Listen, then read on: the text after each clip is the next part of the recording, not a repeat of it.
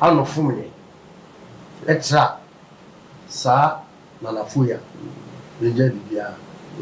refache Nananom yewo Nana Prince Alfree Nana Techimahene fi na yewo another Nana Prince Alfree Nana Kwanza Hene fi na eno achi no yewo media Oheneba media so wo ha onu so okasa wo Asanteman pa na yewo Asanteman UK so wo ha sei Asanteman UK no okay ena old burger so wo ha bono ena yewo Evans Chemfo TV yewo Nyansapo yewo Obenita Adepa ene Nyansapo so wo ha sei Magra Heb international mine also wo ha ena we plus one oh ena Royal TV wo ha sei Pem wo ha eda yami ase ti yewo TV am Fro TV 3 say wo dey say then Nchiremu News so wo ha sei enti eda yami ase say menuanom GTM so good say yeto yensa frɛ mu na mu nyina maba ne fɛfɛɛfɛ so ye frɛ me Nick Danso age me firi Nkransa na asema me kan metimi aka no confidently say me gira Nana Techimahene anamu egina Nana Domahene anamu egina Otumfo Asantehene anamu egina Nana Kwame Bafo so Nkransa Hene anamu because me ne omu nyina akasa nti me kasa na me nsuro say sa asumdwe abuwa ya ene ya hia wo me fie ha wo Nkransa ye bekan omu nyina ye ahwe ena nkonya ne nyina pre so because nkonya no enya ade a omupe animguase omupe se ye nyina ye be baako na ayete se de emre bi a Otumfo Asantehene ba ya obeduru Nkransa ha Nana Agyeman Kodom tam oduru ye no se ye pese ehu se ehemfo no omupe nkamomu a obeduru ye no Nana Techimahene asuma nipa ama nipa ba Nkransa ha na mo ka kye Nana Otumfo Asantehene se anua ade na wo kɔ duru ewa nyina nti wo ba fafie nokreni Otumfo Asantehene ma ne ho nipa so one ne nkrofo nyina ko wura Nana Techimahene ahemfie na mo wura ho no sebe ukọ YouTube abuhu na wo hwɛ sɛ de omo etomu awa tu na Otumfo sere na Nana Techimahene sere no mani agye na yesa ohu sɛ na ahomka wo mu saa ade no ene ye pese eba Techimahene Nana Nkransa Hene Otumfo Asantehene ene Nana Domahene eba omu ntem te se de Nana timi sori konfante Otumfo otimi ko ayigwe kurom ayigwefo timi ba ho obetimi ba Techimahene betimi akọ na chese yehu se nkamba mu abagana na amayefo no susu asua go se firi Nana mu na amayefo no susu asua enti yehia na ye be solve problem a ye nkura no ya create dia ma ye nkokorafo ye ehemfo no na ye be solve se ye nkura ye gyae pe empayimfo no omu hu ni asem omu so bibia bekofom nti mesremu amu ha nyina se me ne Nana mu nyina kasa manana mama mkwan se ye solve nti na Prince owa ha Nkransa Hene so tu Prince Nkransa Prince Techimahene Prince ni ogolo Nkransa Prince ni na me ponte Oheneba media a ono so wa asante ohene fie oni yansaponom omo so kasa na ya asanteman na akasa asanteman TV no nyina UK mu nyina mbesom na mama yehu se yene nana mu nyina akasa ma na mama ne nkura mu nyina kwan se ye mesolve ade ne nti na ne mu nyina mo ha se a ne asem no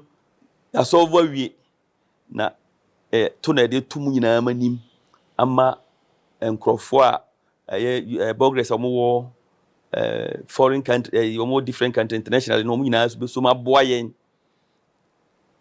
yen pa ma asem nyina no adwodwo na daachi bia mbesa hu ye biem no na hemfu no nyina wo mbi a ye nyina ya trans ya ye didi ya to emu ama bibia so enti ene ye frem a ere tumanim se bibia so atwa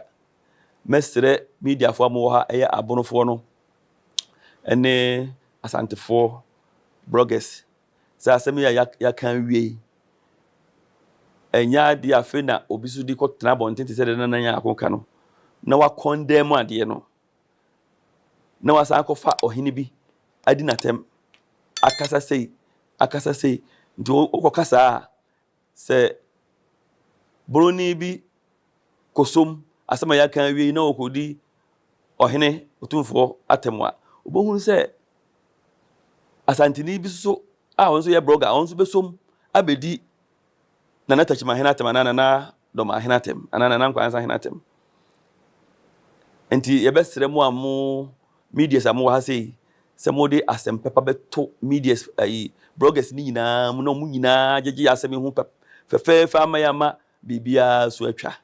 nti we de ye frɛ mu a na kakra wo ho nti na obi ate se ya kan wie ye ne hemfo na kan wie na to na de tu manim na maboa yen na bibia ye boko nti de manu besi ha sei na me wie a me nuanam so akasa kakra da mo nyina anos me nuanam samtrefo da mo nyina asese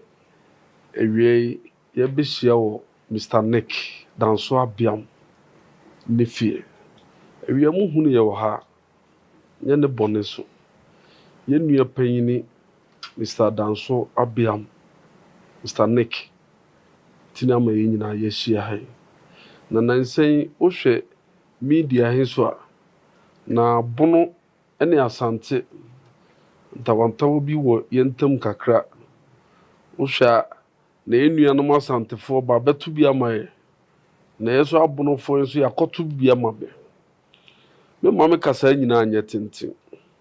Mr. Danso Abiam wa fra busue nyina se wo hwe me benkum me nifa bo se me nua ketwa pa prince etime nchen Mr. Danso Abiam ne tie mfimfini wo hwe me last end so a me nua ofura sante hene fie ohene ba so time nchen ha bi nti se muhunu anka mom ne nyina ye kan ho bom na mesre me nua no mu nyina se otie se de me nua pa prince o kana asem ha ye mpesa asem ye be wi a ye be firi ha na binum akogina bebi ye interview foforo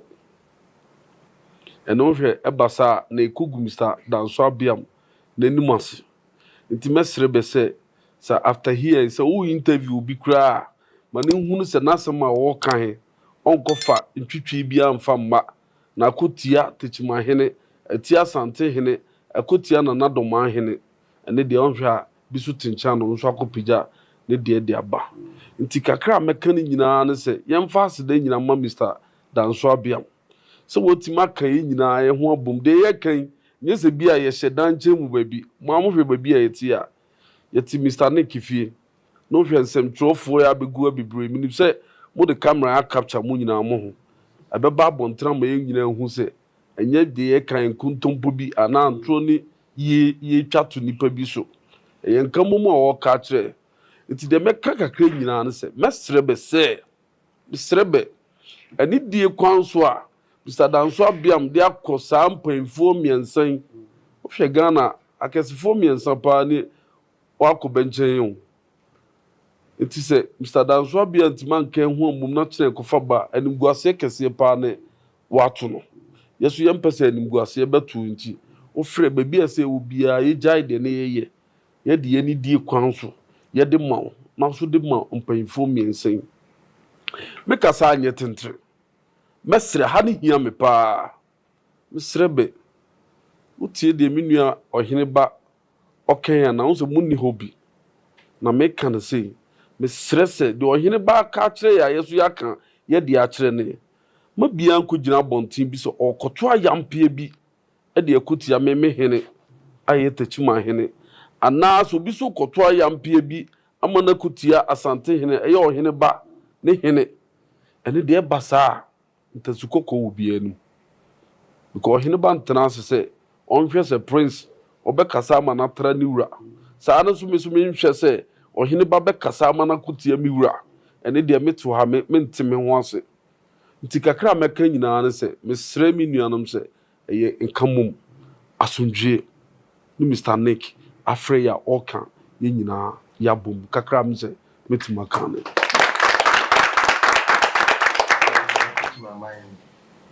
yana laba mahin se yanya yetie e mofra se enam se ne e papa Nick esisi asemi amanka mu abai se emre atwam no sie mu bi anofumye extra sa na nafuya benja bibia be fanche sanse ya dikan akasa bebi asa de mini apani ken yo bibi o ha yesi bi nsi bi o nkamu aye aduma yenim se ye na ye ni nyina no ye dia support se de mini ana ken se bi obi ano enkotra obi hin yenim se be won kamu be wodo ntina ba bedie be na na beba le oba benima otimanya akonya adehia ye nka na tenten ya ka ho bom se minu akwa ni prince memeka ho ye makwan emu obia no entra sa ahemfo yesen na sempo ye munu se obi eyi bibi sa ye be frɛ no se de minua na wo ka bibi se na hwɛ na bi anu antra obi hin ye be ka bom ni edi nkomo tie munu se bi ayi bibi sa ye megina fidie so nkasa na mo ye be tron sa afri di papo ba bi owo bia ye be frɛ no dan chem se he ya ka de we iti de wo de ba no jai na mum enye fidie so kasa na brano so ye be hwɛ se ye wura nek dan so waye wo ye wie no obehwa amanka mu aba information ye mu se be hia 9 pom graza hen ka ho na 7 previous ba ka be ho bu eno so be boa amankra na ye wo akiri no yesu ani age se na tachima hen na sante hen na doma hen be beti table ba ko a be masu na buama ya ye die akiri die e nche kra le ya ye no ebe ye de se sa asem bisi e die do bi ase ye hwe ni ye na obi ankotra ba bi se de ye bia bai so table chimam wote Ghana ha ye nuanom brother fo ewo akwantu e di dwatoa sebe ese waye bi atwa so enka se waye bi atwa so ya ye wa no yese sesi no e pesa aso ni ba na nam ntem to be so ye be se bebebiri se be mo ai ye ne be nyina nka mu na sa aso ni no embra sesi mpuntu ye ne bia ni asem se mpuntu ne no wasem se be ya tachima o dwana ko ne mi na nkora sa so di achi na ma zamai ene tachima mai na bromai ya santemai enya asumi odu vo kwa da ko no da na do ma ene da na se na tachima ene da ya so ya da mere masibi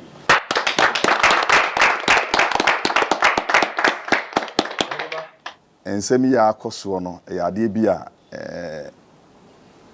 ye konkese pa ana Ghana nyina gyina no onye asantemam ne bronko a ti komo bebre akoso e wachiri menua prince wo ha na menua prince ba akoso ha eye nkransa ene tachiman me so me wo ha na ye nyina asomdue abua no anti na ye nyina ye wo ha nkomo akoso wo dem no akoso na ye nyina nso yasomu wo akomapem isanse enya bronko na dokronko nye nkransa nko na tachiman nko ɛna sɛbi dɔma enso nko ye nyinaa yɛ abusua baako na edurumre bi a nsensei no etimisi na ba yɛ de yɛn a enipa na wɔse yɛka na me so me fa akwanya yi so na me nuanom bi wɔ ha na nka wɔso mo bɛka ho na nso biribi nti ɔmo antimi a meka ho sɛdeɛ me nua prince wɔ ha yi na nka me nua panyini spiritu ɛne seidunum nyinaa ɔmo nyinaa nso sɛbi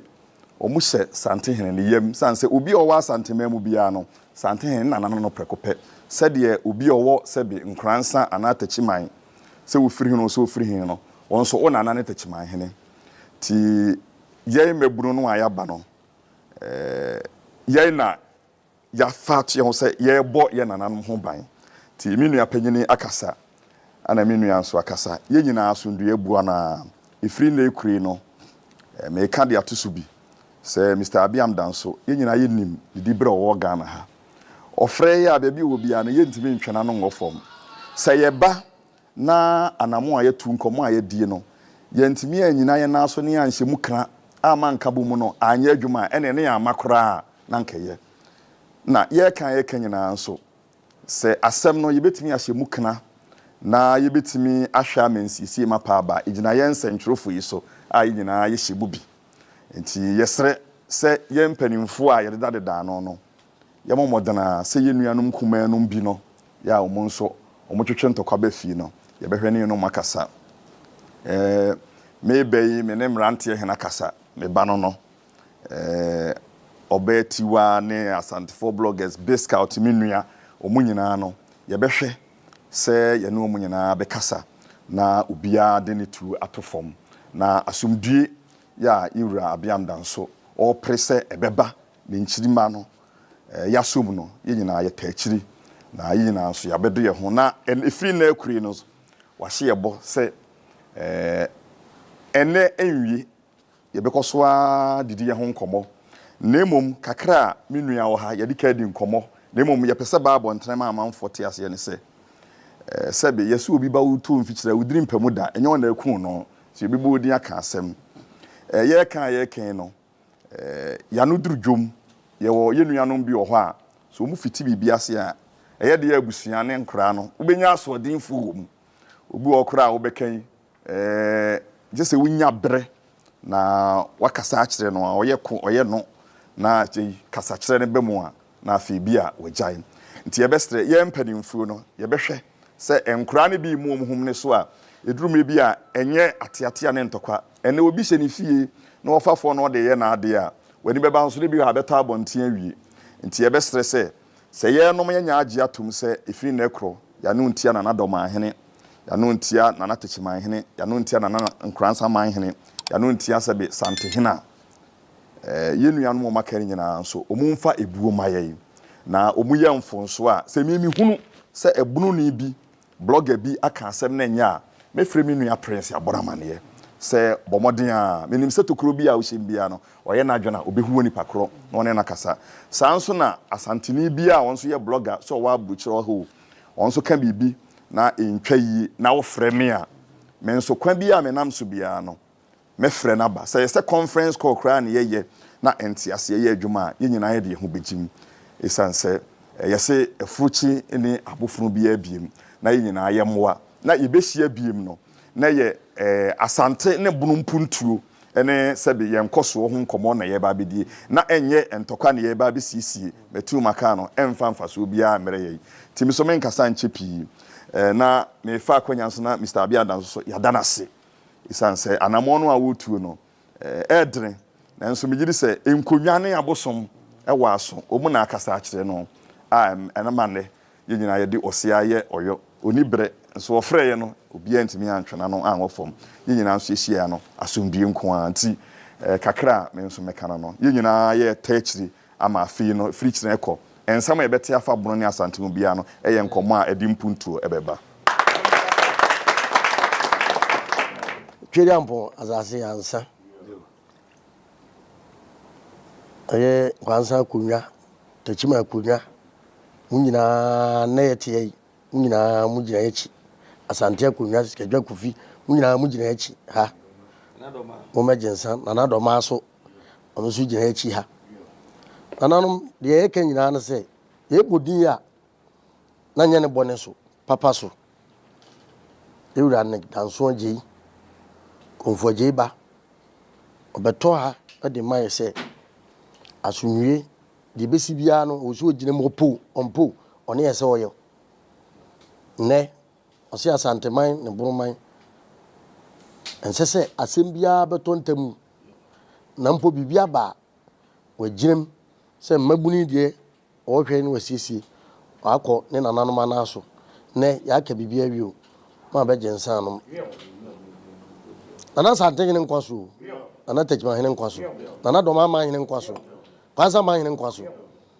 ma bɛ nkwa tentene sɛ mempirɛ de asa yɛn nso yɛwura ne gyanso agye ɔno nso ne nkwa so ɔma ne nkwa tentene deɛ wobɛsom biara nyɛ yie ne yere ne ne mma nipa a yɛhyia yi me nua prince ɔne bɛ media nipa a bɛdi n'akyi bɛ ba abaka hɔ yɛso yɛwɔ nkransa yɛ nyinaa yɛ nkwa so mediafoɔ bɛbɛ yi nyinaa bɛgyina ha yi bɛgyina bɛ nkwa so ba bɛwɔ aburukyire aborofoɔ mma asantefoɔ mma biara nkwa so biara so bibie mu a ɛnyɛ yie nananom deɛ yɛka no sɛ momɛnom sɛ ho deɛ yɛkan fie akyinni aboforo mo ne mu hunuhuhum adeɛ yɛde yɛniani mommra mɛsom na momfa mo honhom nyinaa nta akyire na biribiara nyɛ bɔkɔɔ yɛaka sɛ awie biribiara yɛ din kwansa da mu deɛ ni o sɛsema ntoa wo no firi nnrɛ yi adinkra kɔsopire takyima abɔtwerewa abɔntam yɛnkye barim baaboduro akuma bi abare kankamea mo nyinaa mma nom bio tamfo busuoni ɔse nnɛ yɛhyia de ayɛ biribiara awie na ɔne ɔse wɔyɛ hwintadua akyire na wɔbɛhwetim na wɔbɛkɔ akɔtena baabi sɛ ɔbɛnya a nka deɛ yɛakan adeɛ bɛkye na foforɔ asra sɔ baabi na ne danso abiam n'anim agu ase ama bi aka a yɛwɔ ha yi nipa korɔ ɔmpa asomwie menka sɛ munkɔ tunufo mu tunufo a ɔba deɛ ɔbɛyɛ ano ɔbɛyɛ munku na wia ketee abra ko hwie gu anim okay